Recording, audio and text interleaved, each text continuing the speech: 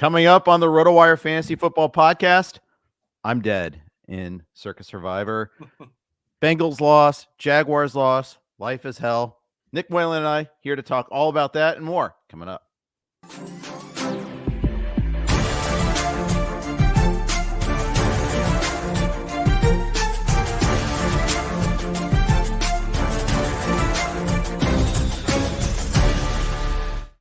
Hey, everybody. Welcome to the RotoWire Fantasy Football Podcast brought to you by Circa Sports and Splash Sports. Thanks for having both of them on board as our sponsors. Jeff here with Nick Whalen. And as alluded to, I'm dead in Circa Survivor. I had a bad feeling about it, but couldn't find that pivot. And sure enough, I ate the chalk, and the chalk disagreed with me this time, Nick. And the Bengals lost. I'm dead. Yeah, man. I was, kind of driving back home from up north, had the game streaming in the car, and I thought you were going to be good when the Bengals started to mount that comeback. It just kind of felt like yet another, here come the Bengals. It's inevitable. Every year, mid-season, they start to go on these runs. Mm-hmm. And, for a while there, especially after the CJ Stroud pick, you're just thinking, all right, we might get into Team of Destiny territory here for Jeff. But, man, CJ Stroud has done it again. He's done it again. He got the ball back with, a minute and a half, minute 33 after the Evan McPherson field goal, which, by the way, probably should have been a touchdown on that drive for Cincinnati. But once again, just chunk play. Tyler Boyd. What you do, Tyler Boyd? What you do? One of several bad touchdown drops. Mike Evans had one that's going to be on the season highlight reel as well. But the ability, they still did. And he still got another touchdown separately. But the ability of CJ Stroud to rip off chunk plays in these situations consistently. I mean, this is like the third time this year that he's led a drive like this. And, you start off with an incompletion. They have a short, I think they ran the ball on second down. All of a sudden it's 3rd and 6 with 40 seconds left. Boom, 25 yards to Dalton Schultz. A couple plays later, Noah Brown, 22 yards down the field. All of a sudden you're at the Cincy 20-yard line. I mean, you think of how many times you see teams in these situations and it feels like instantly it's 4th and 10 or there's pressure and there's a sack. Houston's ability with this banged up offensive line, Stroud is just so focused, so dialed in. Noah Brown has 150 plus yards in 2 consecutive games. So he's a top 3 receiver over the last 3 weeks. It's just such a fun team to watch. It pains me as an AFC South fan that CJ Stroud already looks better than Trevor Lawrence on most weeks, but you got to tip your cap, man. I still think the Bengals were the right play. When they came down, scored on their first drive, you're thinking, all right, we're off and running. But after that, the offense struggled really for the entire end of the first quarter, all the way until they started to wake up later in the second half. Yeah, the Houston pass rush was one of the stories of this game. They made Burrow exceedingly uncomfortable, and yet the Bengals couldn't run the ball either. Lack of T. Higgins definitely mattered. You could tell because they were settling for a lot of checkdowns. They were going to the tight ends again a lot early on. Later on, Burrow was able to come and make some plays. But, for all the blame I'm heaping on Tyler Boyd for that touchdown drop, which, by the way, still probably would have won them the game. Nonetheless, though, Burrow threw 2 picks. One just awful pick in the end zone. He's scrambling and just left it short. That was a huge play in the game. Now, Stroud gave it back later on with that, but and then the Bengals defense too. Cam Taylor-Britt had his worst game. I've been pumping him up, talking him up, and he struggled. The Bengals lost Trey Hendrickson at the end of the game to a hyperextended knee. He's probably not going to play Thursday night. It might be longer than that too. They'll probably still be without Sam Hubbard. That mattered a lot. They didn't get much pressure on Stroud. No. That's a big factor in this game. The Texans under Stroud lead the NFL in pass plays of 25 yards or more. They're just ripping off chunk plays. It's just, you don't see that out of rookies. You just don't. And he's so calm. After he threw a horrible pick that set the Bengals up for this opportunity. And he just kind of said to the coach, I got you. And then D'Amico Ryan said, I trust you. And it's like, yeah, sure enough, he did. And it worked. Bengals missed a tackle on that the last pass. They gave the Texans another 10 yards for that field goal. Another 10 yards. That kick was kind of getting all sort of twisty. It could have been, might not have been good from 10 more yards. It was Matt Amendola.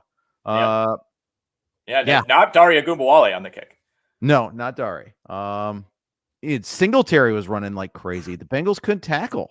That, yeah. That was the other big thing, that I had in my notes here. I mean, not only is Noah Brown the number 2 receiver over the last 3 weeks, but Devin Singletary, 30 carries, 150 yards, a couple long ones mixed in there. Didn't really do a whole lot as a pass catcher out of the backfield, but this is what has kind of made Houston's season even more impressive so far. Is they've had no running game whatsoever. It's been all on CJ Stroud, and now you finally see, okay, this is what this offense can look like when it's not 100% on CJ Stroud. And I'll be very interested to see what happens when Dameon Pierce comes back. He's already down to 75% rostered in ESPN leagues. I don't see, after a game like this, when you've had so little success beforehand, I feel like Singletary has to remain in the mix. I'm not saying Pierce. I think he has to start. And I have Pierce in the stake league. And I just, Singletary has earned this job. And make no mistake, Houston, for all the things I lament about the Bengals losing, Houston was the better squad there. They lost a fumble in plus territory. They lost another fumble on fourth down. They had a touchdown call back when Robert Woods was ruled to kind of run out of the back of the end zone. Had to settle for 3 from inside the 10. And I never saw a good view of that. It's all billion-dollar industry, and they don't have cameras everywhere. That was one of those, like, well, I guess that's what we called on the field, so we just have to we have to keep it. And that was a big play. I mean, I believe that took a touchdown off the board and turned it into a field goal. I mean, Cincinnati allowed 544 yards. Like, to say Houston was the better team is almost an understatement. And until the Bengals got rolling and they had that long touchdown to Jamar Chase late, I mean, Houston had tripled up Cincinnati in yardage. I'm aware of that. Late in the third quarter. It really was. It was a game that was not overly competitive for a while. I mean, Houston was just going up and down the field. They couldn't get stops on third down. But we mentioned it. The Boyd drop was big, but even before that, I mean, the Bengals are set up with a 1st and goal at the 7. Joe Burrow immediately sacked, and you go from a really advantageous scoring position when you've scored on the previous drive. They kind of overcome the back-to-back interceptions by Burrow. But to take that sack, and you see this all the time, right? It's usually bad teams that this happens to.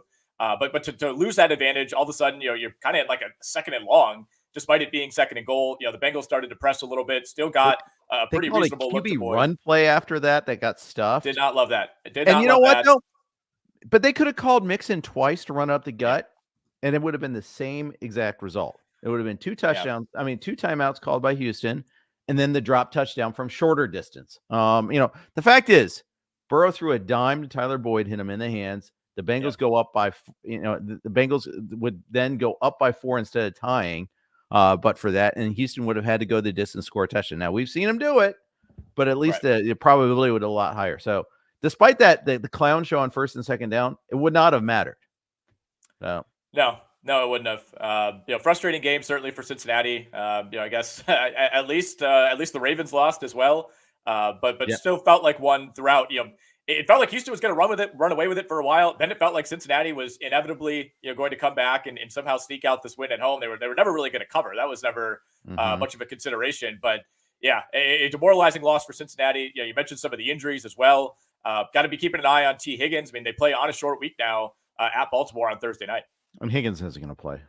98% chance he doesn't play. They were saying week to week with that. Yeah. The way they declared him out so quickly on that one there, I'm pretty sure of it. 422 people in Circa Survivor took the Bengals. That was like 36%. Another 41 people took the Ravens. We are down to 678 now in Circa Survivor. Wow. Funny thing though is we feel it's a lot later in the season. It's still the halfway point of this contest. Right. So there's still a lot more left to go, but so it goes. I don't know. I'm still frustrating there, but anyways, wasn't the worst day. But it's the type of game the Bengals don't lose under Joe Burrow and Zach Taylor, but it is what it is. Unfortunately, your Jaguars even worse. Let's just skip this one. Beat me down, and I'm legitimately worried about the offense. Granted, I think the Niners coming off a bye is part of it, but Trevor Lawrence hasn't had a huge game yet this year. Nope. Not a single one. And this certainly does not qualify. He was actually out of the game in the fourth quarter. We saw CJ Beathard come in and finish it out for Jacksonville. I took notes on every game yesterday.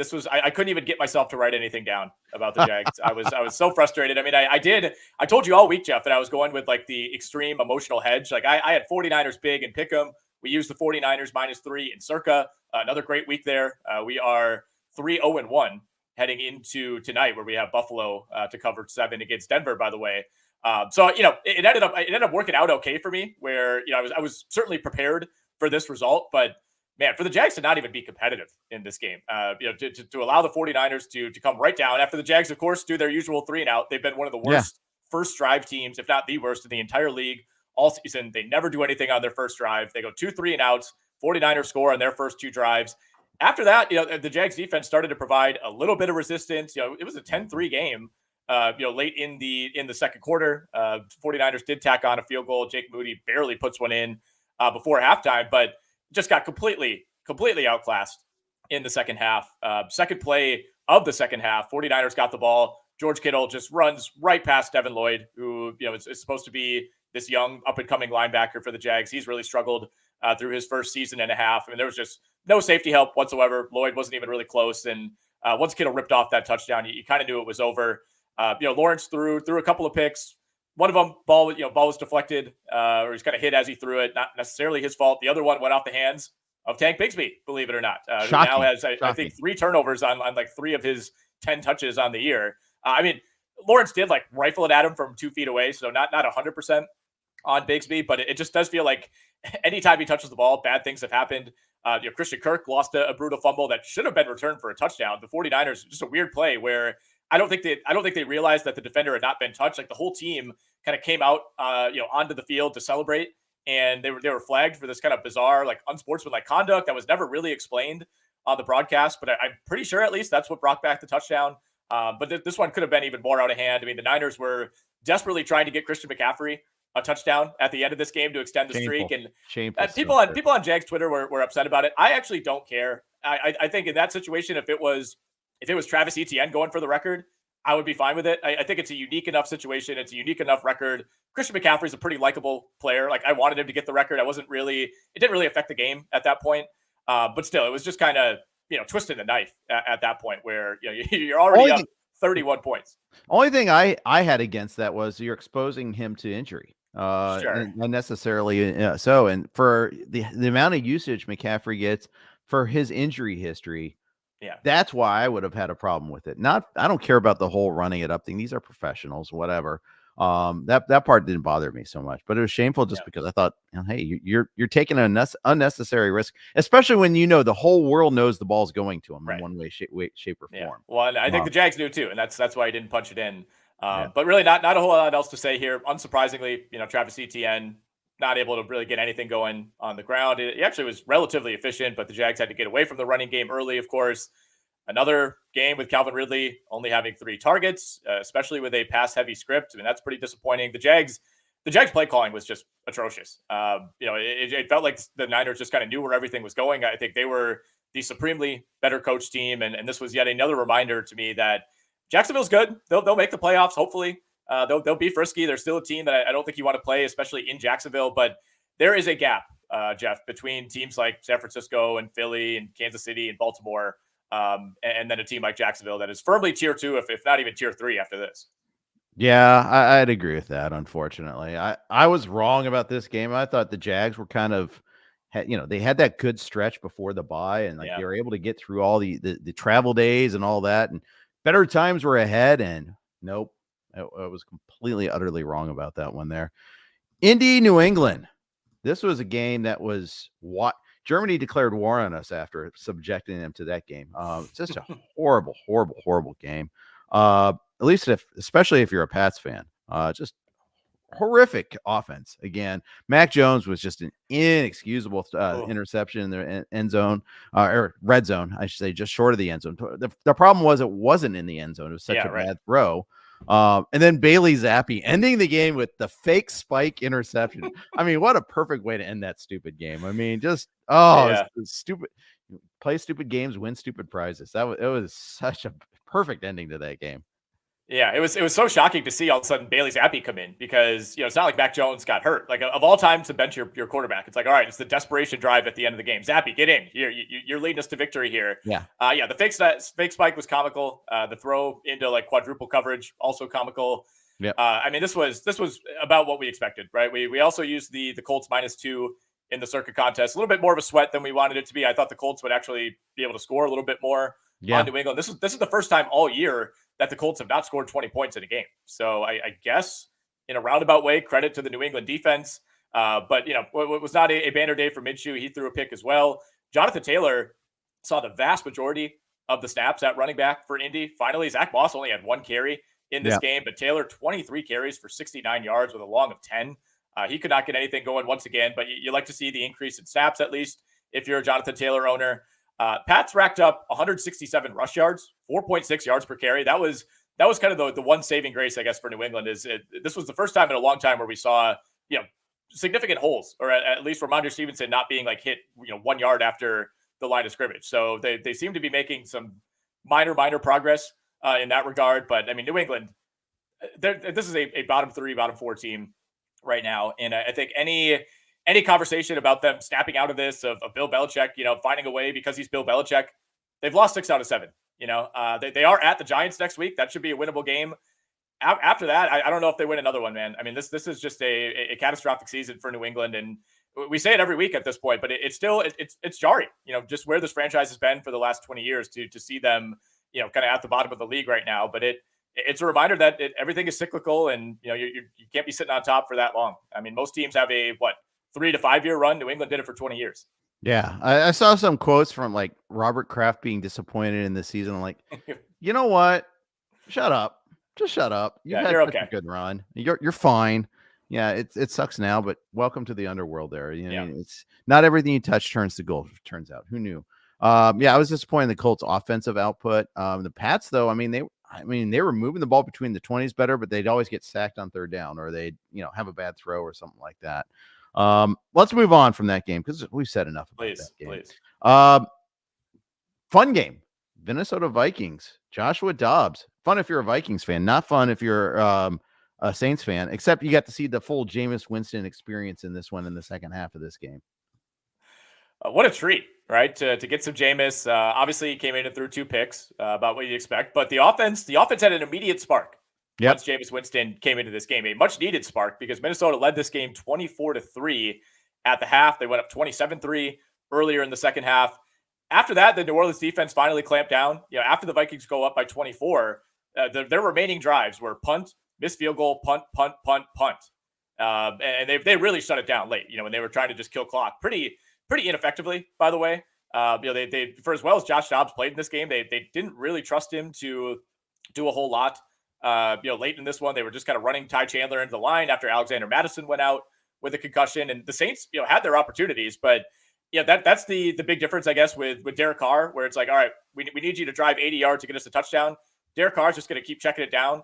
The complete other end of the spectrum is Jameis Winston, who, when you need 6 yards, is going to try to get you 36 yards. And that's where he got into some trouble in this game. But it turned into a more fun second half than we thought. I mean, New Orleans had legitimate chances to tie it late.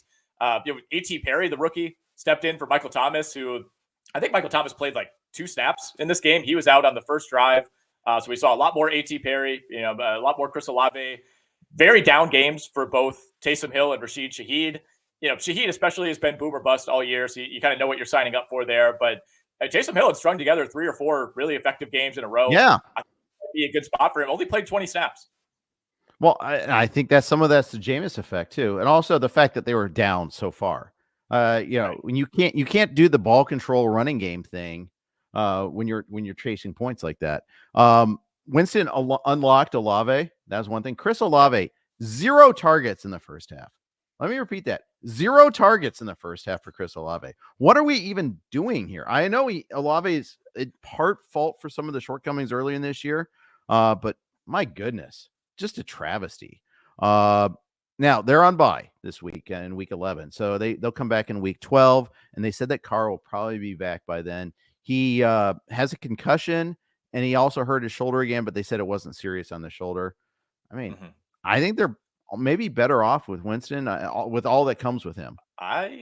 Well, they have the bye week coming up, so I think there's a pretty good chance Derek Carr will end up being okay for week 12. But it's hard not to think the same thing, right? I mean, obviously there's more variance with Jameis Winston, and a lot of that variance could be negative, but it feels like the Saints just need that at this point. It's like they can beat the bad teams. They're good enough to do that with Derek Carr, but if you're in a game like this where your defense is giving up 24 points in the first half, like Derek Carr is just not the quarterback who's going to lead you in a comeback. And you could argue that Jameis Winston is going to throw you out of more games and he's going to win you. I could be receptive to that.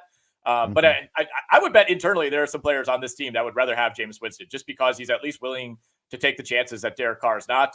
We saw a lot of the classic performative anger from Derek Carr, on failed third downs. He's demonstratively unstrapping his helmet and just looking upset. It's like, that doesn't solve anything, man. I mean, this is like 8 games now that we've seen this year where the offense looks about the same. On the Minnesota side of things, not much of a drop off to Josh Dobbs, man. 23 of 34, 268 yards, threw a touchdown, ran for a touchdown. The mobility, obviously he's not the player Kirk Cousins is overall. We're not making that case, but what he offers you in terms of being able to move around, 8 for 44, ran in a touchdown, had a couple just, miracle escapes from sacks in this game. Like that's not something that Kirk Cousins gives you. That's a new dimension for this offense. TJ Hawkinson, 11 catches for 134 yards and a score. Somehow a disappointing final line, Jeff, because he had 10 catches in the first half, which is the most by a tight end and a half since Dallas Clark, all the way back in like 2009. Yeah, that's right. And he was banged up again. In this one, he came into the game already kind of hurting with his ribs. Yep. At one point, you saw him on the sideline taking his helmet off and all that. You're like, maybe something to look into going this upcoming week there. They get Denver and Chicago next. So pretty, games where they should at the very least be competitive.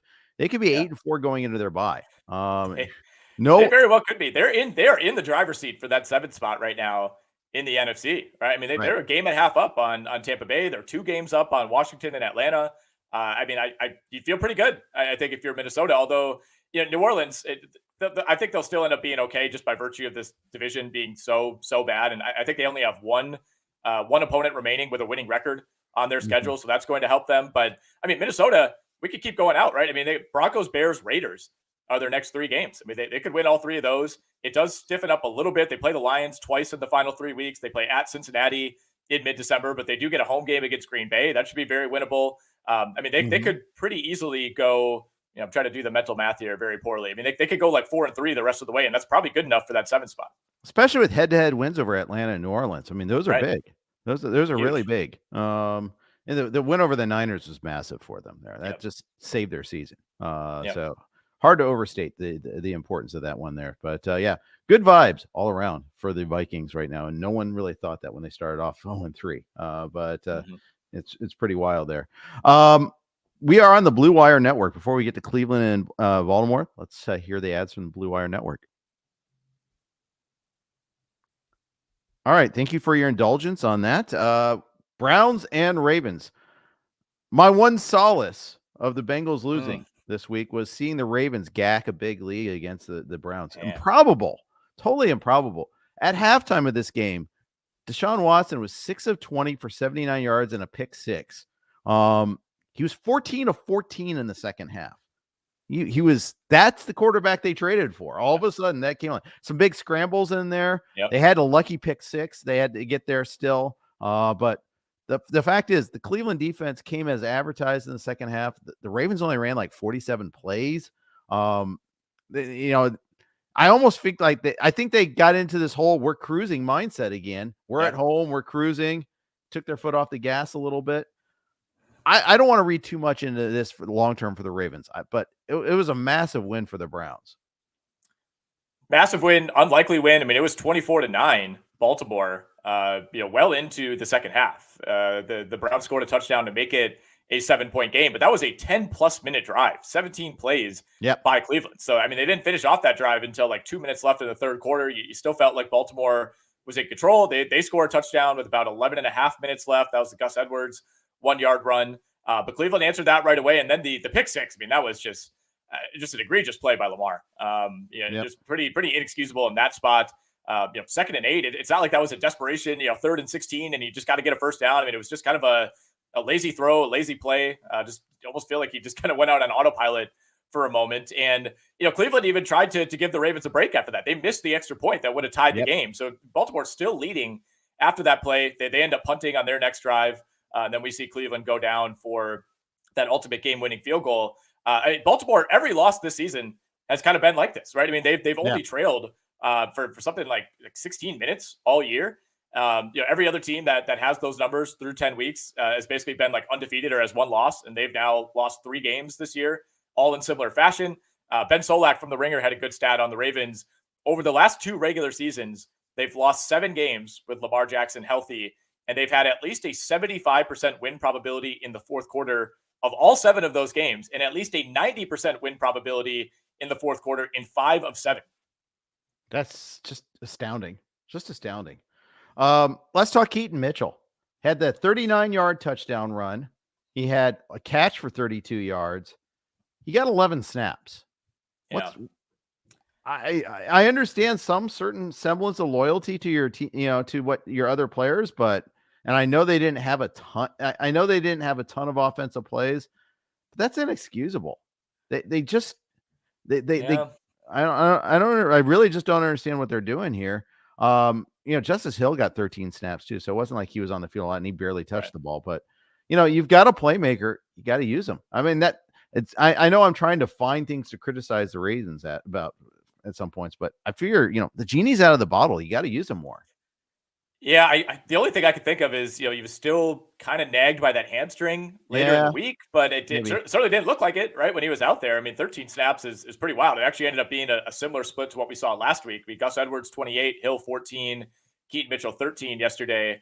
But I mean, by far their most explosive back. Like, I think the HOU-CIN comparisons are legit. Like, especially when you see them in contrast to Edwards and Hill, who are just kind of more your classic style of running backs that you think of with the Baltimore Ravens. I mean, Keaton Mitchell has 1 catch, went for 32 yards. He ripped off a 39-yard touchdown run. Like, he absolutely looked the part in those 13 snaps. You'd like to see a little bit more of that.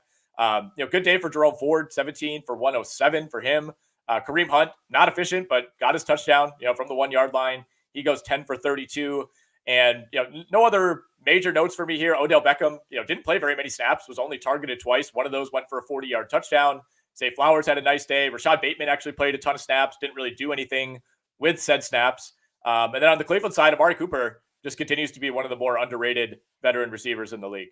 Absolutely. And their schedule's going to ease up finally a little bit too. So Jim Coventry's Browns futures are starting to look pretty decent there. So if Deshaun Watson looks like he did in the second half, then yes, I think that was, I wouldn't say it was his best game of the year in total. No. I think it was like week 2 or week 3. He looked pretty good. But yeah, second half, I mean, he looked like a little more agile to be a little more willing to run. It feels like he's kind of been more of like a bruising type of runner since coming to Cleveland. Whereas like you look back at like his Houston highlights, I mean, he's running away from guys. He's making plays in the open field. And we saw a little bit more of that yesterday. Yeah, I mean, but it was so bad for Watson that PJ Walker was warming up on the sideline at one point in time. I think he even played 1 snap, but I think that might have just been an injury thing or something like that real quick. But yeah, good times ahead for Cleveland. That Baltimore-Cincy game, huge game now. It's some desperation for both teams. So we'll see. Got a bad feeling about that one, but we'll move on from that one there. We'll plenty more Bengals-Ravens talk as we go throughout the week.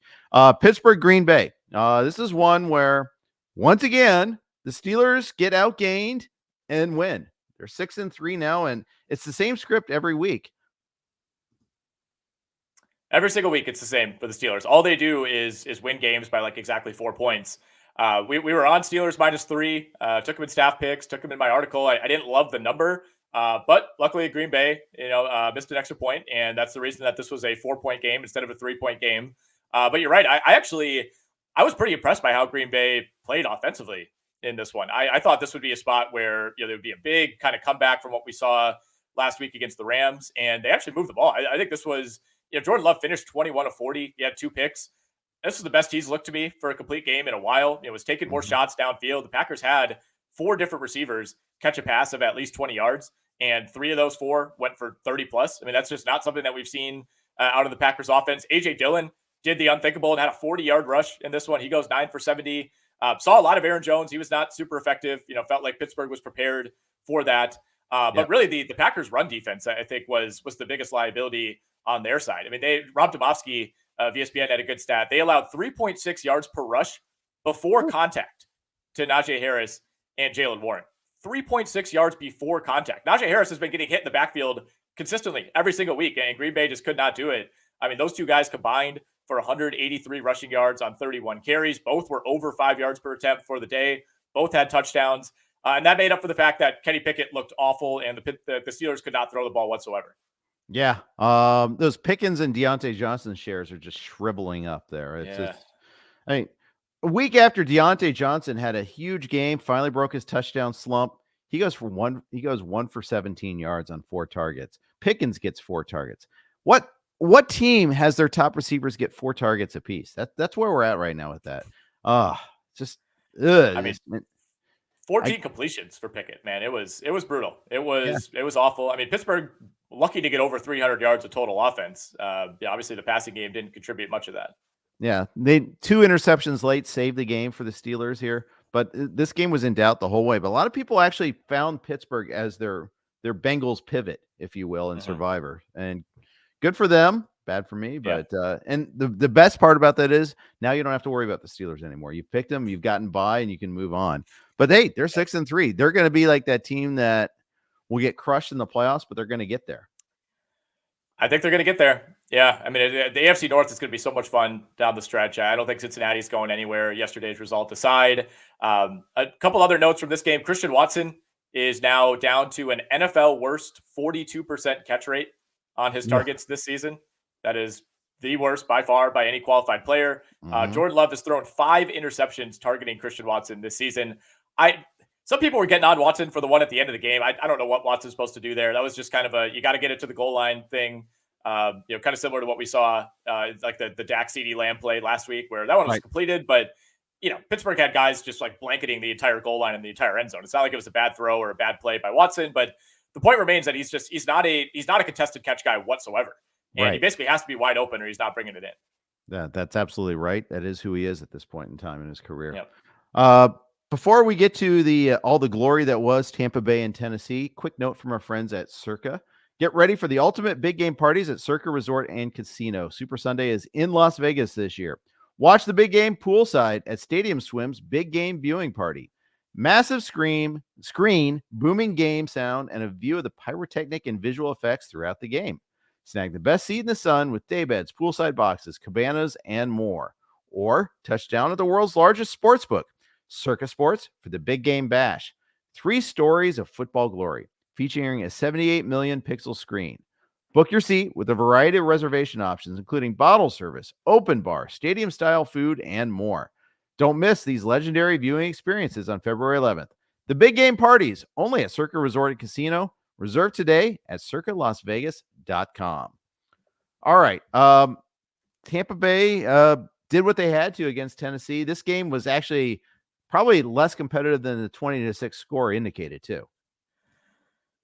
Yeah, it really was. Tampa Bay, had multiple opportunities to open this one up even wider, really throughout the game, but especially in the second half. Baker Mayfield was picked on Tampa's first drive of the game. That came after the only score early on for Tennessee. They got a field goal on their first drive, but yeah, this was this was ugly for the Tennessee Titans.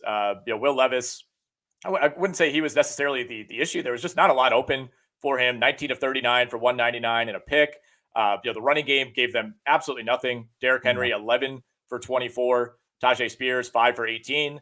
Tajay Spears actually won the snap count 38-27 in this one. Tennessee going with a little bit more of a pass heavy approach in the second half. Not a whole lot else to say on the Tennessee side of things. Chig Okonkwo continues to lose some snaps to guys like Josh Scheil and Trevon Wesco. That's not a good sign for him. If anybody still believes in Okonkwo, I think most people are kind of out on him by now. Yeah. We mentioned earlier, Mike Evans dropped one of the easiest touchdowns of the season. Still had a big day. He's wide receiver 12 on the year in PPR, wide receiver 7 in standard leagues. Another decent day for Rachaad White as well. I mean, was not overly effective on the ground, 20 for 51, but 2 for 47, had a long 43-yarder and a touchdown. So the running game remains a glaring weakness to me for Tampa, but they're at least kind of getting a little bit more creative and trying to find ways to get Rachaad White going. Yeah, they are. And White's been a solid player in fantasy for a while. I mean, the interior running game's crap, but it's not on him. It's clearly the run blocking of the offensive line, because none of the alternatives have done any better. And Chase Edmonds 4 for 9 yesterday. We no longer thinking about Tucker. Tucker's rarely activated anymore. Yep.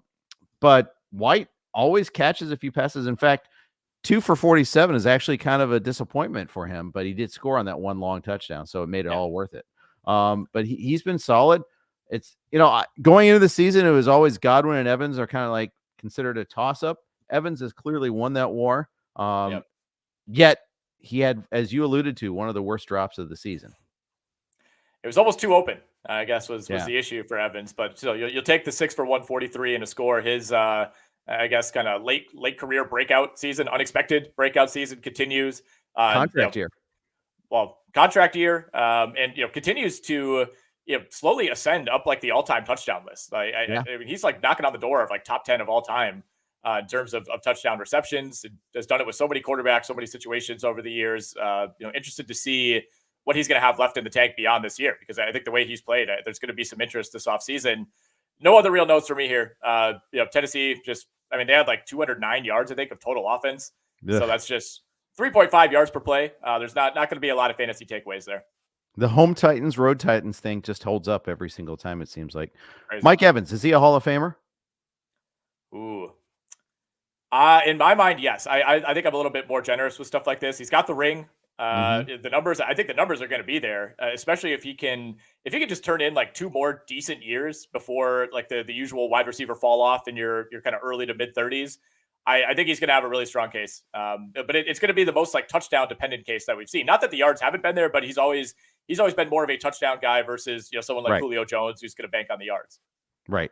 Kind of opposite career path there, which is kind of interesting. Okay, let's move on to the best fantasy game of the day, and that was Lions and the Chargers. Lived up to the hype as far as like ticket to the carnival sort of game. Yep. Everybody got involved. Just the Lions, every single one of their drives ended in Chargers territory. Every single one of them. They did not have like a 3 and out on their own side of the ball. I mean, they had 4th and 5. We're going to run it at you and convert plays. I mean, it was audacious. It was bold. And it worked. I mean, perfect illustration is just the end of the game. Instead of like, okay, it's 4th down, we'll kick the field goal and hope to hold on. Or like, no, we're going to convert this 4th down. We're going to run clock and then kick the game-winning field goal with no time left. Sure enough, they converted that pass to Laporta. Game over. It was a Dan Campbell masterclass, at least on offense, at least. Yeah, it was. I mean, they were in comfortable field goal range at that point. They were at the LA 26-yard line, I believe. And, most teams would take that. But there was a minute 47 left. So you would have been kicking it back to Justin Herbert with probably minute 30, minute 35 on the clock, which the way the Detroit defense had been playing, I understand the decision by Campbell. It was a great play call. Laporta just kind of sitting down just past the sticks. And, there were Chargers defenders around him, but they were late to react and ended up being a relatively easy throw for Jared Goff. I mean, to say that this was the ticket to the carnival game is almost an understatement. There was at one point in this game, Jeff, there were 11 consecutive drives that went touchdown, touchdown, touchdown, touchdown, punt, touchdown, touchdown, touchdown, touchdown, touchdown, game-winning field goal. I mean, it was all offense. And the Lions defense did not play well. There was 954 yards of total offense between these two teams, but the LA defense was somehow even worse. And Khalil Mack said after the game, he's like, yeah, we prepared for one game plan, and Detroit did the complete opposite. So I don't know if you read that as, okay, good job by Detroit, or what the hell are you doing, Brandon Staley? Because you clearly just prepared for the wrong thing. And it certainly looked that way. I mean, the amount of big plays that the Lions had, especially early in drives, like it was, LA would score a touchdown, kick it back, and then Detroit is like right away. They're at like the 22-yard line of the Chargers. Like, not running it all, if not taking it all the way, like David Montgomery, the Lions had 6 players rip off a play of at least 20 yards on the ground or through the air. I mean, it was easy. It was easy throws and catches. It was easy runs. Gibbs looked great. Montgomery looked great. A lot of his work came on that 75-yarder, which I believe was the first play of a drive. But I also came away from this game just being amazed once again with Justin Herbert. He ends up on the losing end. We're going to talk about the Chargers like we always do. They're 4-5. He was unbelievable in this game. Some of the level of difficulty throws, the escapability, was not sacked once in this game despite being under siege. Jared Goff played well in his own right, but I mean, this was a wow game from Justin Herbert. Yeah. No sacks between the two teams in this game. Herbert kept this as a 1-score game, if not for his heroics there. Because they cannot run the ball in short yardage situations at all. Their interior offensive line is just horrible. Just horrible. Yeah. They scored a touchdown. It took them 8 plays from the 1. They had like three plays that failed. Mm-hmm. They got a PI call on 4th down, so another set of downs, and it took all the way to the 4th down play where Quentin Johnson finally got hit pay dirt. But yeah, it was really frustrating watching Eckler get stuffed consistently at the goal line there. They tried a couple of quarterback sneaks; those weren't working.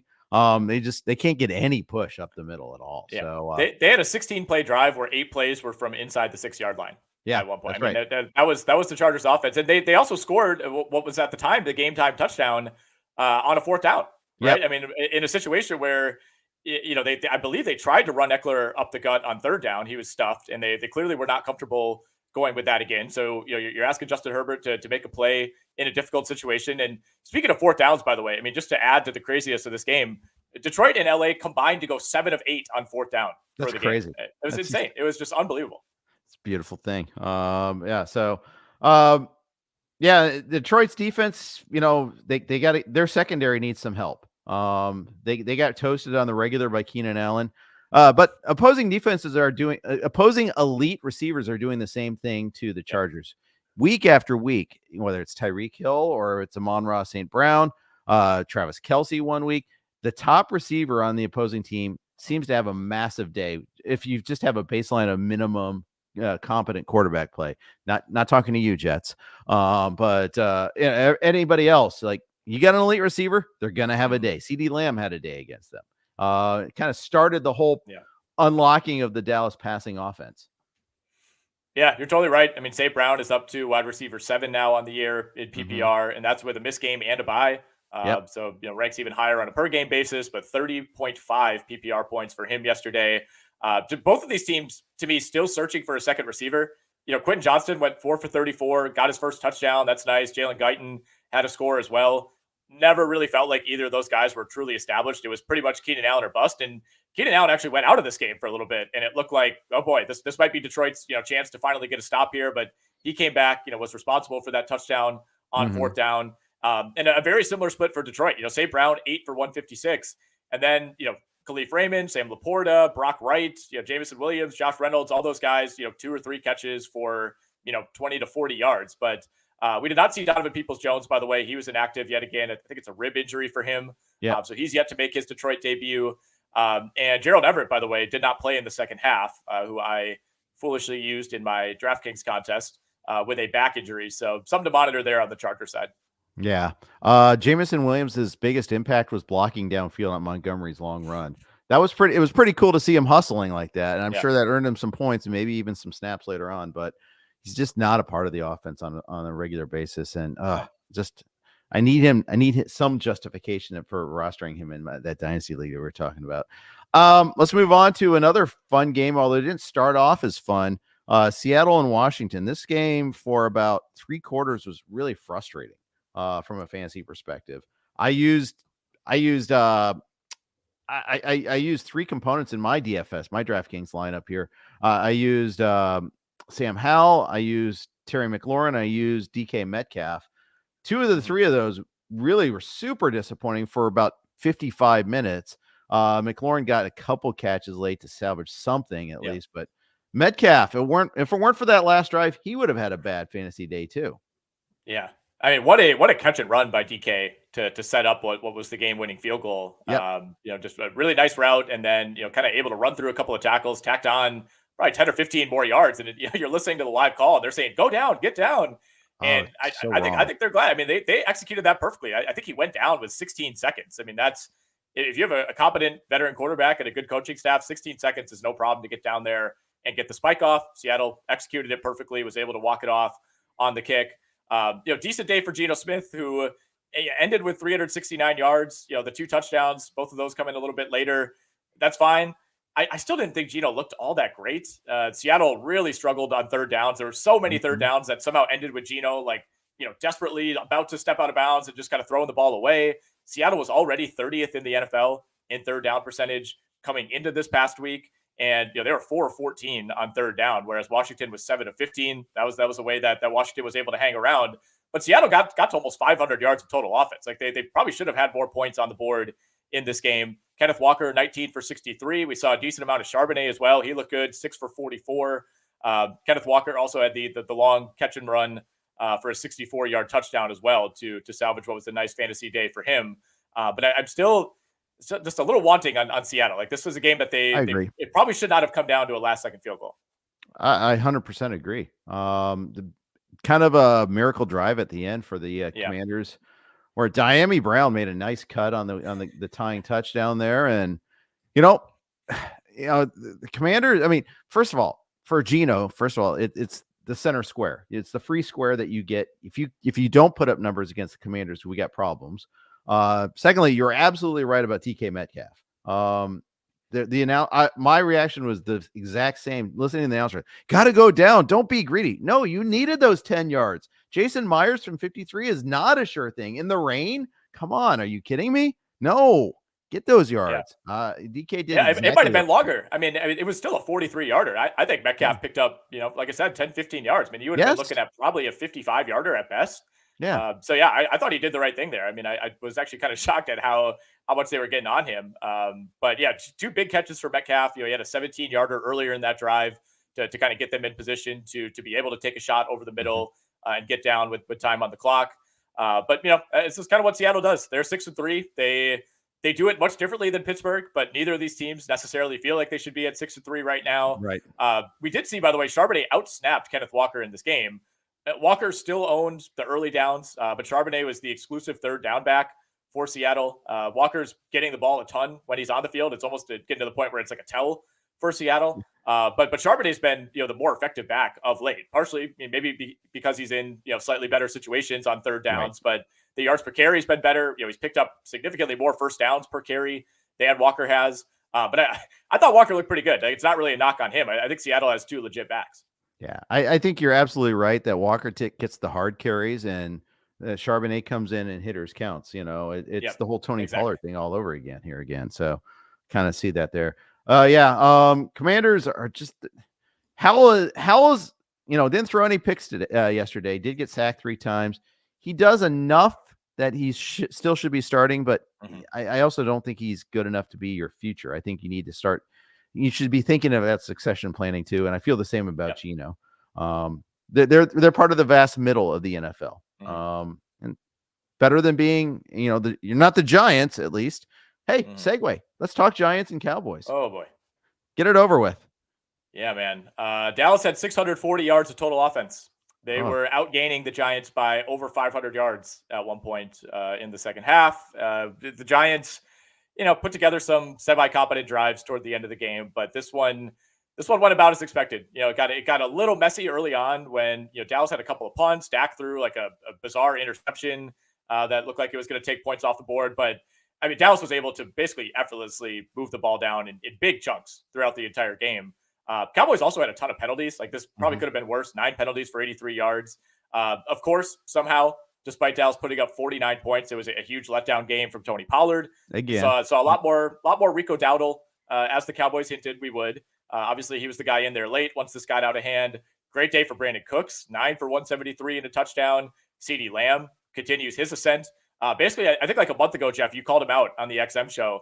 And ever since then, 41, 28, 40 PPR points for CeeDee Lamb over the last 3 weeks. I mean, he's vaulted himself back into that, maybe not best receiver in the league, but in that conversation right now based on his production. And Jake Ferguson feels like he gets a touchdown every week now. He's now a legit top 10 tight end. He is. And, it's just he's a set and forget it player. And I love having that there in the leagues that I have him because you weren't paying that price for him. That's the best part about that. It's just such relief when you find a player like that. Same with Laporta, same with Kincaid. And I think Dalton Schultz is kind of in that conversation too now. Having one of those guys, it's such a relief that you don't have to scramble there every week. And is this a Cole Kmet goes off week, or is this a Cole Kmet gets shut out week? Or do I start Darnold Parham or Gerald Everett, as you suggested there? I mean, it's frustrating.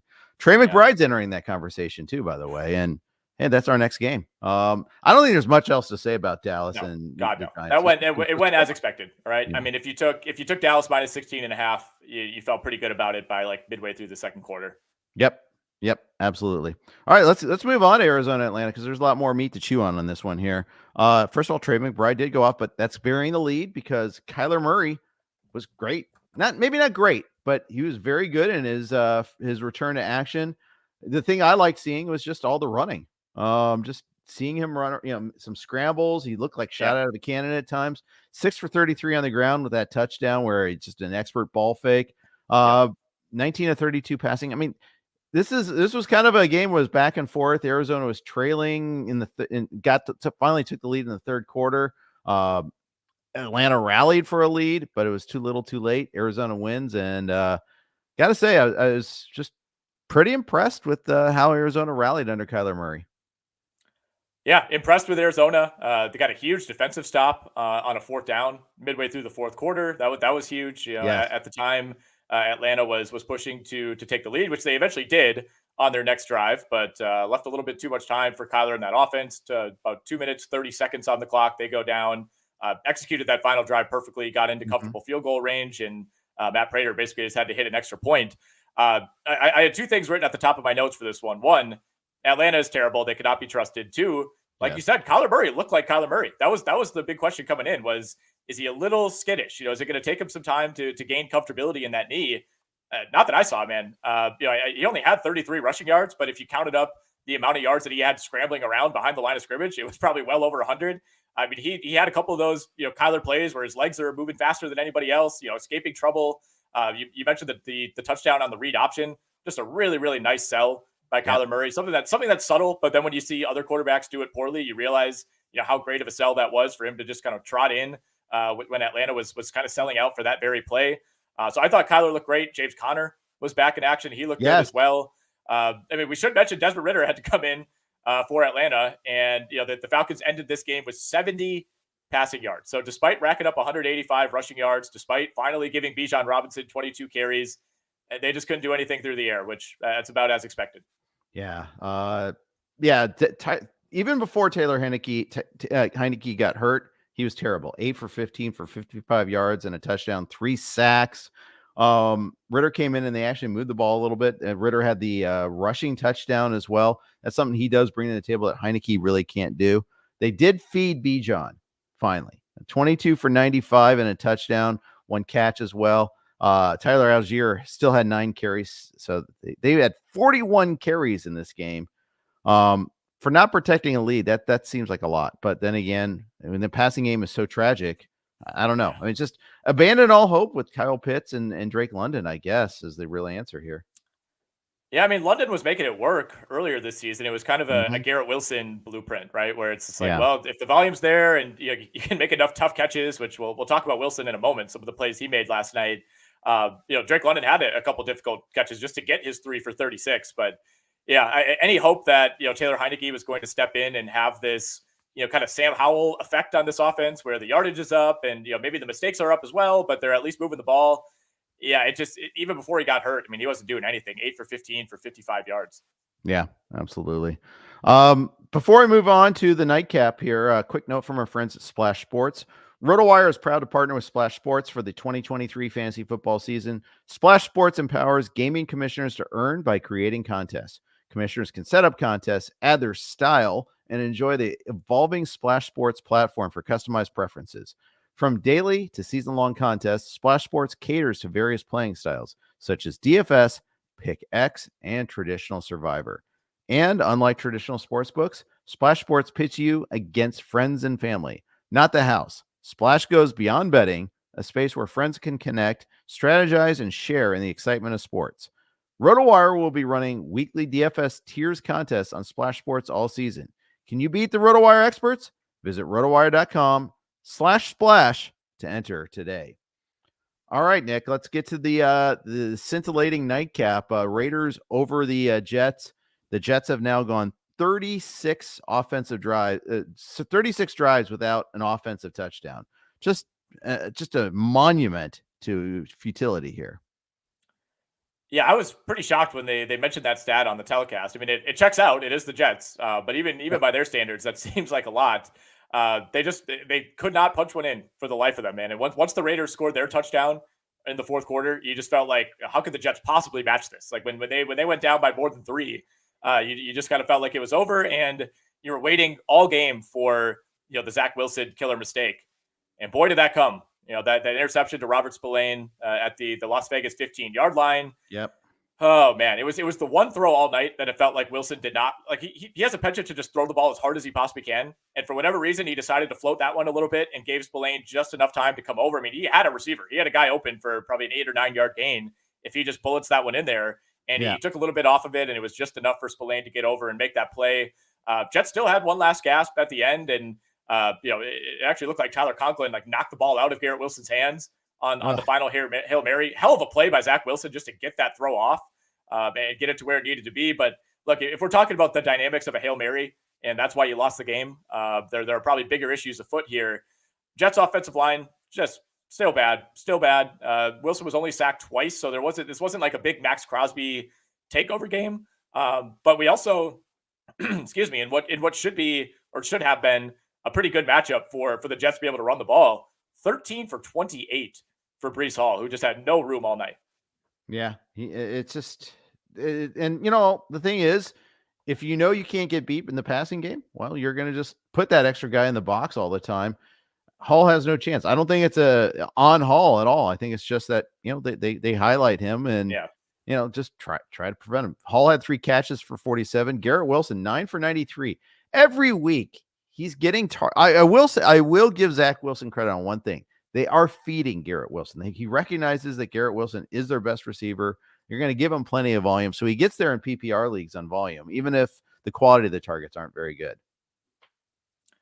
Yeah, I mean, some of the catches he was making, I can't remember if it was a 3rd or 4th down. I think it was a 4th down catch that he had where he bobbled it twice, kind of made an effort to reach over the line, well securing the catch, took a hard hit over the middle. I mean, he absolutely looks the part of a top flight receiver, and it's a shame that we didn't get to see that this year. And hopefully Aaron Rodgers is back fully healthy next year, and we get the year 3 breakout for Wilson. But yeah, I mean, it's tough to see him and Breece Hall, kind of, I wouldn't say go underutilized, but just, not be able to take advantage of the weapons that they have on this offense. And, Jets defense for the most part did what it needed to. I mean, the Raiders were actually the team that was able to run the ball pretty effectively. They didn't run it all that well in the first half, but then it felt like they just wanted to take the ball out of Aiden O'Connell's hands, wanted to recommit to the run in the second. And, there was kind of one full drive where it just felt like it was all Josh Jacobs taking them down the field. Yeah, it really was. And that's the other takeaway here is, hey, the Raiders won. They've won 2 in a row now since the regime change. There's dancing in the locker room afterward. Big weight lifted off their shoulders. Aiden O'Connell averaged 5.7 yards per attempt. He wasn't anything special. This was just we're going to force feed Josh Jacobs down your throat and hope it works out. They scored 16 points. Not all as well, but it was well enough. I mean, it was 9-9 going into the 4th quarter. I mean, this was not one for the books.